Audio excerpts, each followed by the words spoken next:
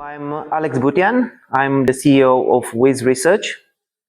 Our company is a partner in INTERSTORES project, and our role here is to make sure we structure a technically compliant database. We call it INTERSTORES database that will be capturing most of the technical resources. I'm talking about data collection, data measurements that are being taken from the two study sites, and then we try to map this through a technical system that will help the other partners collaborate among themselves.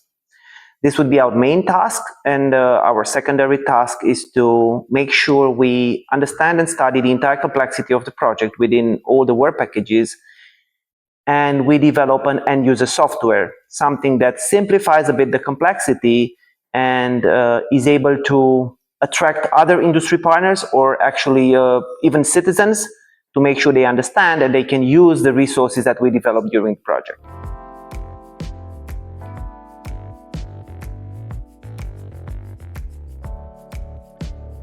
So our organization is usually involved in projects where complex systems are being developed. We believe that among our existing projects, this stays among the most complex ones, because we see this project as an opportunity to work with big industrial sites that will have a huge impact towards replicability in the future.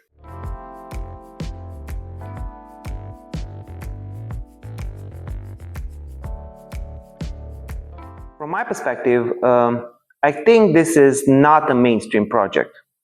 This makes it very difficult because both sides are unique, both methods are unique, and then because this is probably being developed for the first time in history, comparing this kind of approaches, different geographical and measurement units, makes it quite difficult. And our job here is to understand and study what the partners are doing and structure their data so that they would have enough motives and enough numbers so they would take decisions in the future.